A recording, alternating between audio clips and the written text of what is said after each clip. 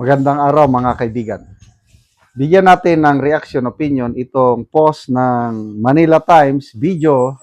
Nagsasalita ang Pangulong Marcos na sinasabi, ito, Marcos tag as liars, people spreading misinformation about his health. Mga sinungaling yan, huwag niyong paniwalaan. Yung mga taong yan nagsasabi na may sakit ako. So, sino ba talaga ang sinungaling? Ang palasyo o itong mga karamihan dito, mga nagpo-post sa kalagayan sa health ng Pangulo ay mga DDS. So yan ang pag-usapan natin. Sino ang talagang sinungaling? Palasyo o ang mga DDS? Pakinggan muna natin ang kanyang pahayag. Yung mga taong yan na nagsabi sa inyo na may sakit ako, na baldado na ako, ha?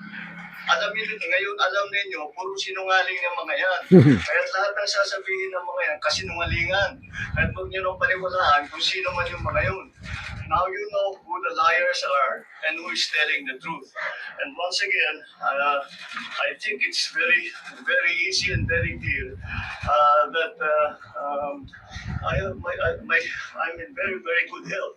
I just had everything. My numbers are.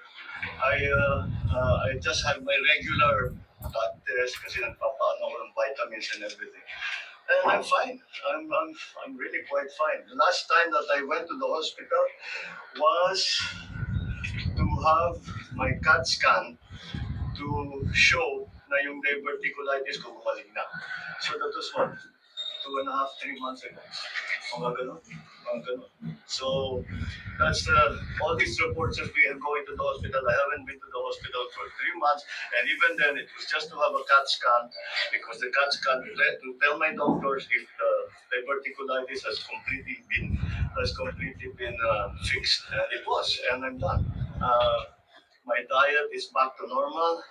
My exercise is back to normal. I still exercise 3-4 times a week. I'm watching my food better than before. But you know, Maintenance medicine, sir? I'm sorry. Maintenance medicines? Maintenance medicine for I have 2. One for gout, which is lopurinol. Nasa lahi namin mga Ilocano magka-gout. And the other is for high blood pressure, for hypertension. Those are the only 2 medicines that I take. The others that I take are nothing really. When I have allergies, I take an antihistamine. Pero wala naman ngayon. Aside from that, that's it. Okay, so yun ha. Kita nyo, malusog na malusog ang Pangulo. Nagsasalita.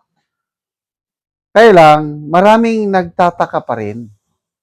AI yan. Ganon. AI. So, para once and for all, matuldukan ng issue na ito, ma-determine na sinong nagsisinungaling. Para sa akin, this will solve the issue. Maglabas na ng official medical bulletin. Yung mga doktor. Dahil ang doktor, hindi magsisinungaling ang mga yan. Kung mga doktor, kung saang hospital yan, authentic, makita, President, gumaling na sa diverticulitis, he is well, fine. So, ang sinungaling, mga DDS. Klaro. Kasi maraming mga comments na nababasa ko pagdating sa issue ng kalusugan ng Pangulo. Ang daming mga DDS, napahiya kayo. Ayan, nagpakitang Pangulo, nagja-jogging, nagja-jumping jack, pahiya kayo. Hoy, hindi pa yon ang ultimate proof na talagang magaling ng Pangulo. Again, the question is, AI lang yan. Ang dami nang nagagawa ng AI ngayon. So, bakit hindi kayo magpakita ng official medical bulletin na magaling ng Pangulo? Ako, personal hindi ako basta-basta maniwala yung nakita mong president nagsasalita, nagja-jumping jack, nagja-jogging. Hindi ako maniwala. Kasi pwedeng gawin yan ng AI. Tapos marami ng mga pahayag ang Pangulo na kabaliktaran ang nangyayari. Example, ganito na lang. Oh. Bago ako alis sa termino ko, sa bababa sa pwesto, matatapos na ang Metro Subway. Eh, hindi naman. Mismo ang DOTR Secretary, DepEd Secretary, sabi na hindi matatapos yan sa 2032 pa.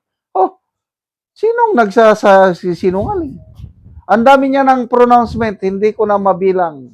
Kaya, I'm sorry to say, na lahat ng sinasabi ng Pangulo, tinitimbang ko na kung totoo hindi.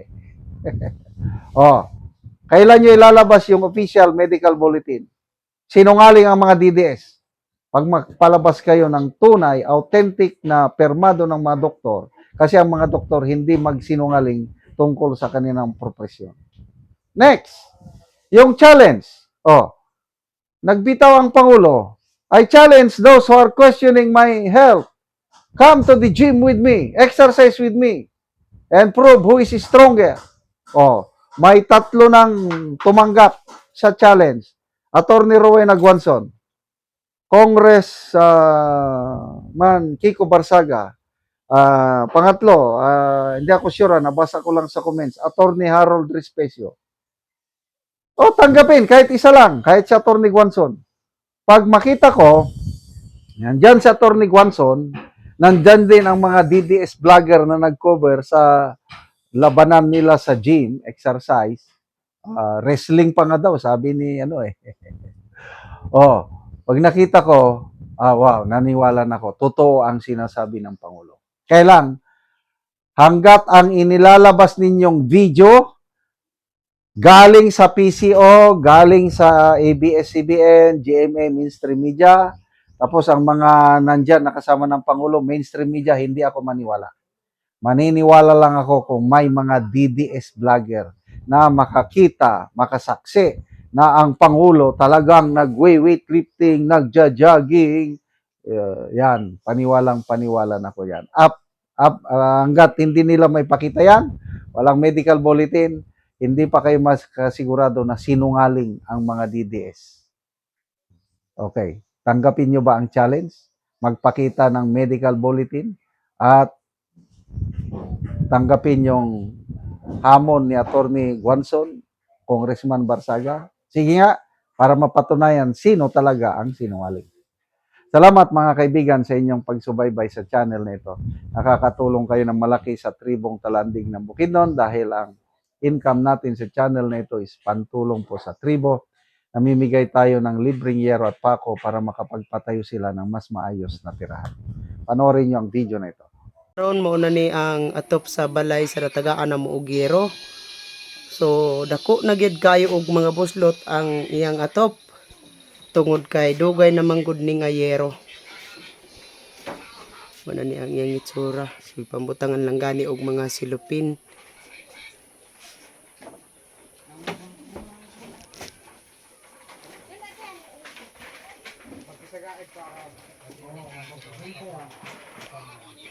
Og mo na ni ang gihatag na nga yero kang ante.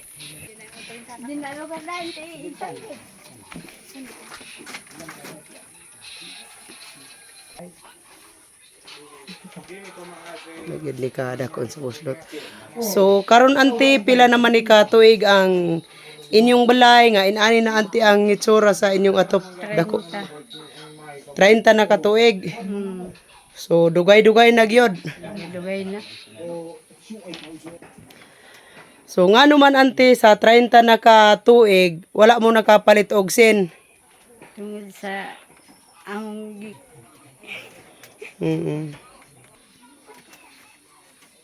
kalisod. So, igo ra ang amo gipalit sa makaon. So taman ra gyud ante sa pagkaon. Taman ra sa pagkaon. Oo, so naa pa kay estudyante karon ante? Wala. Wala na kay estudyante. Wala. Oo, so pila ka bukle ante ang imong anak? Napulo. Napulo. So asa sila gapuyo? Dinhi. So nakigpuyo lang sila sa inyo. Oh, So lisod gyud. So wala sila kaugalingon nga balay. wala. So nag-usa kung magulan ante unsa man inyong himuon? Kung kuan magulan, wala naman kay kuan naman dako naman kayo ang mga buslot sa inyong atop. Pangita rami sa dili gag katuluan. So didto lang mo.